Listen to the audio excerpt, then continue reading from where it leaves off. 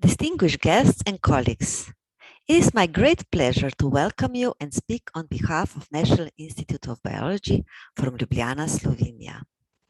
After a quick presentation of the Institute, I will talk about the endless cycle of connection between discovering something new and usage of knowledge. And finally, I will touch the communication of science at our Institute. Our institute is proud to be the leading research center in biological science in Slovenia.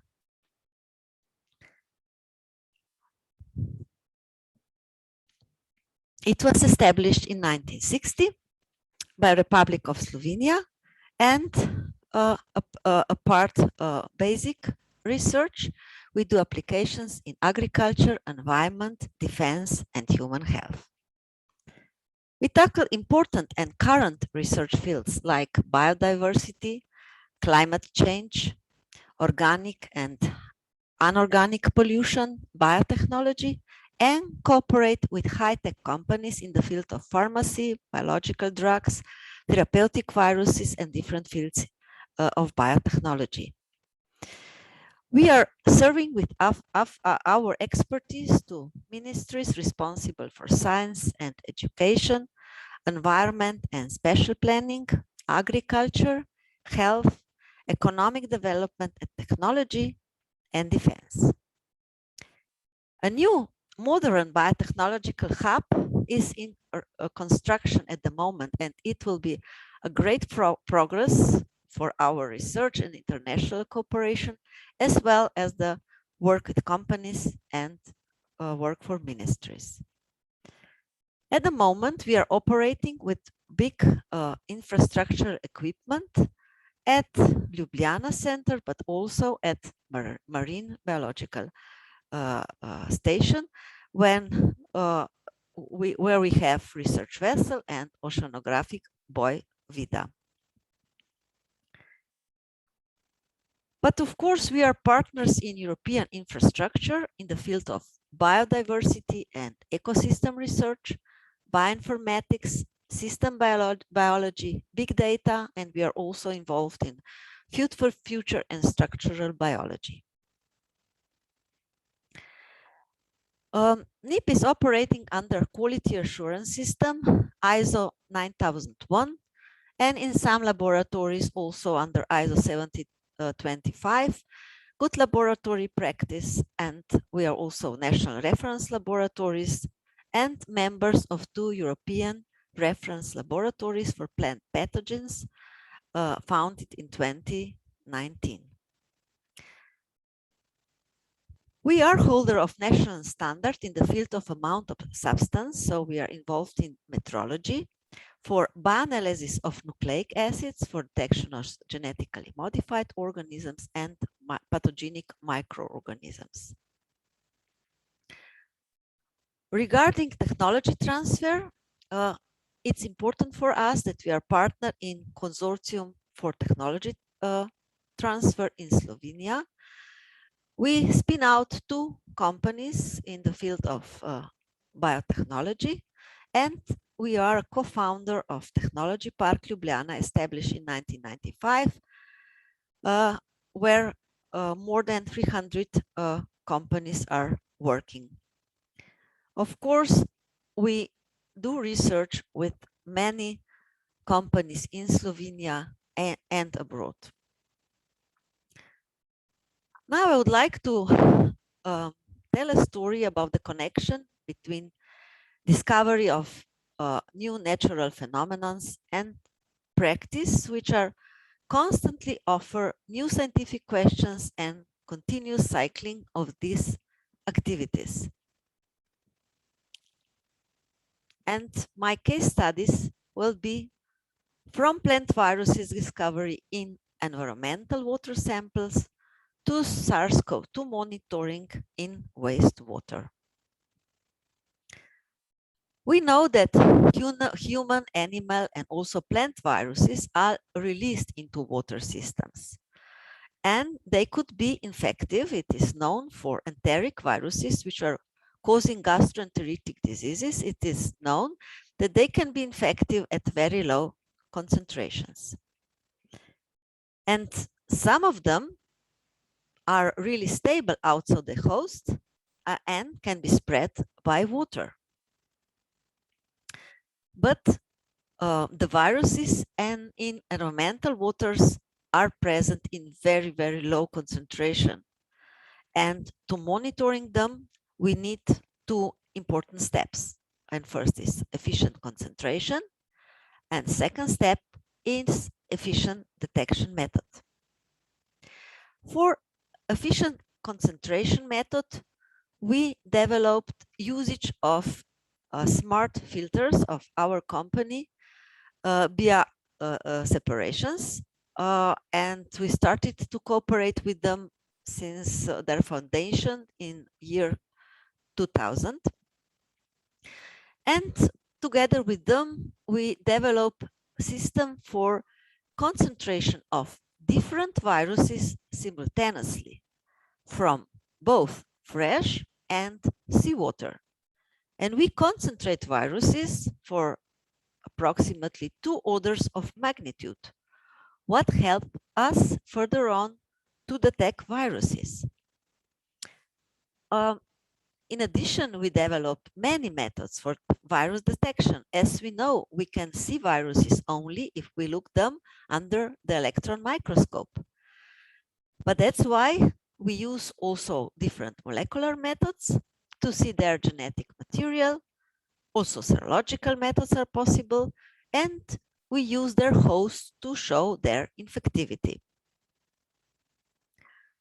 And coupling together good concentration method and efficient detection method like qPCR, we were able to quantify very low concentration of one important plant pathogenic virus, tomato mosaic virus, in different water samples. Our previous research on viruses in wastewater and environmental water shows that we can detect virome, all viruses present in a specific sample in wastewater, and also confirm the infectivity of plant pathogenic viruses, even the water which went through the wastewater treatment plant. And that was shown for the first time and published last year. The method which enables us to do so is high throughput sequencing. And this is for sure a revolution in DNA and RNA diagnostics. It helps us to discover invisible DNA and RNA records of all living organisms that have been in contact with water, and this can be done relatively fast in every single water sample. The new technology of high throughput sequencing, nanopore sequencing, is in the way to be used in the field as well, since the system is very small, as you can see, but still the preparation of sample takes some time and lab equipment at the moment. So if we take a look to metagenome of wastewater samples, we can see that different microbes are present, from viruses, archaea, big group of bacteria, eukaryotic organisms. And if we take a closer look to viruses, and specifically RNA viruses, we can find in water tobamoviruses, which are most commonly detected viruses in wastewater, influent. And here are some of very, very important pathogenic plant viruses. In our research, using concentration of water from wastewater treatment plant, using SIM monolithic chromatography, then RT-qPCR method for detection, electron microscopy, and also high throughput sequencing, we can show that viruses which are present in the effluent of wastewater treatment plant are infective and can cause disease in plants. This knowledge is also used in EU project in next year, which is Marie Curie Innovative Training Project, project for next generation training and sequencing of viromes. Here, 15 different organizations from Europe and 15 PhD students are working all together in not very easy conditions because of COVID-19, but we managed to organize ourselves well, so the project is well in advanced, and we are trying to study the virome of selected important agricultural crops and ecosystems in Europe, as well as evaluating the impact and benefits at agricultural, socio-economic, and policy levels. After all all methods that we develop for search of viruses in different water samples, we asked ourselves last year if we can use our expertise to help fighting SARS-CoV-2 virus. And we really managed to follow trends of SARS-CoV epidemics and also variance dynamics using wastewater analytics in Slovenia. It is important to know that SARS-CoV-2 virus is found in human excretion. And of course, all sewage from all homes and houses is collected at wastewater treatment plant. And here is the place where we can take a sample and get information of the whole population in the area. So the first implementation for investigation of such kind was done on drugs, illicit drugs, in various locations around the world, and it's still ongoing project and process. Wastewater surveillance was also used for poliovirus previously. At the moment, it can be used for SARS-CoV-2, and potentially it could be used for early warning of emerging pathogens which are coming in next years. What can be done and shown with SARS-CoV-2 wastewater epidemiology? Surveillance could detect SARS-CoV-2 before it became widespread in the population, and viral levels in wastewater largely paralleled local increase in clinical data of COVID-19. That's why monitoring of SARS-CoV-2 presence in wastewater is implemented in many countries as a national monitoring. The water can be sampled at wastewater plants, but also in other houses like hospitals, schools, nursing homes, in touristic centers, etc. Regarding our knowledge and expertise, 20 years long expertise in detection of viruses in water, we can start our first analysis of wastewater in March 2020.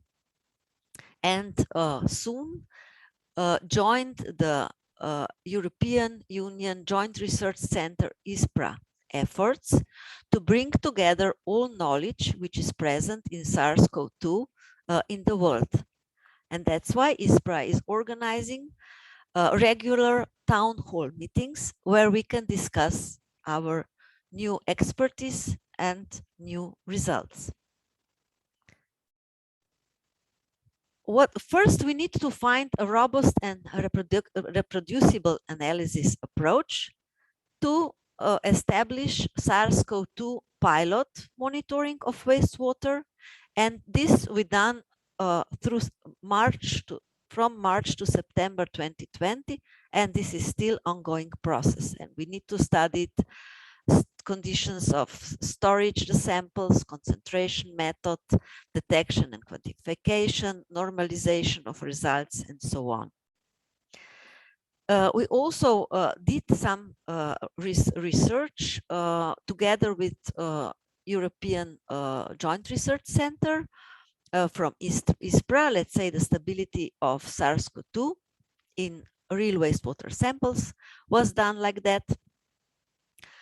But we also take part in interlaboratory comparison for quantification of SARS-CoV-2 and also in external quality assessment schemes.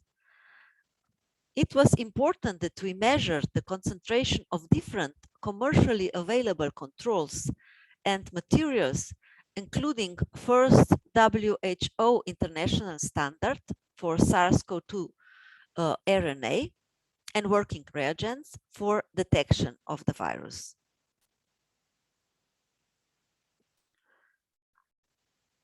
And we also help Joint Research Center ISPRA to prepare recommendations which were launched this year with recommended diagnostic tools and recommendation to EU countries to start monitoring of SARS-CoV-2 in wastewaters not later than October this year. For our pilot monitoring, which started in September last year, we took samples from 7 wastewater treatment plants, 1 to 3 times in a week, and also in a school and nursing home. And we also see the very good correlation between SARS-CoV-2 concentration in wastewater in correlation to clinical data. So here you can see the number of infected people in 100,000 people and also the normalized number of gene copies. And you can see that correlation is fairly good. We also complementary survive the wastewater for detection of new variants. And together with detection of concentration of virus, clinical testing, modeling, this is very important part of epidemiological research of SARS-CoV-2. It was also important that we communicated the results of our results with COVID-19 advisory group at Slovenian government every week or sometimes also a few times a week. And results from the beginning in spring last year, the wastewater was negative. The number of people infected was very low, and we still developed our methods. Then from September, when we started our pilot monitoring, the concentration rised and stay in a high concentration until April, when the concentration of SARS-CoV-2 start to decrease and increase again in the beginning of August until now. So if we take a look at the situation at this moment, we can see the results for Ljubljana, Kranj, Koper, different cities in Slovenia, where the situation is more or less the same. And here 3 more, Domžale, Maribor and Šaleška dolina. SARS-CoV-2 is an RNA virus. It means that it evolves relatively rapidly, and new lineages of virus, new variants with specific genomic and phenotypic properties emerge all the time. And that's why it's important to measure this also in wastewater, where we can wastewater actually reflects the virus diversity from the wider population in a single sample. And we actually start to do that in February this year. And we can see here how the variants change from the first variant to alpha variant and to Delta variant, which is present at the moment in all wastewater treatment plants which we are testing at the moment. Our data are made available to Slovenian crowdsourcing COVID-19 dashboard, so that actually people can see the results of our testing. But we also did a lot of communication with public and media from the beginning of epidemic, trying to explain the epidemiology and other important facts about the SARS-CoV-2 epidemiology. Our connection with Slovenian health authorities and decision maker is in communication with expert groups for prevention and control of COVID-19. We also presented our results on government press conferences, communicate with Ministry of Health and Ministry of Environment and Special Planning, and made connection with Slovenian EU Commission National Contact Point, and start official wastewater monitoring this year. At the moment, there is a plan for scale up of the official monitoring from 7 wastewater treatment plants, what was done from September until this year, to 15 wastewater plants, which will cover all different locations and regions in Slovenia. Here, I would like to thank my team and colleagues from National Institute of Biology for their work. It was a lot of work, a lot of interplay between basic knowledge and development of methods and application of this knowledge to results which we need at the moment. I would like to thank also wastewater treatment plants and public institutions. Of course, we cooperate with National Laboratory for Health and Environment, University of Ljubljana, University Medical Center, with Institute of Microbiology and Immunology, and COVID Sledilnik.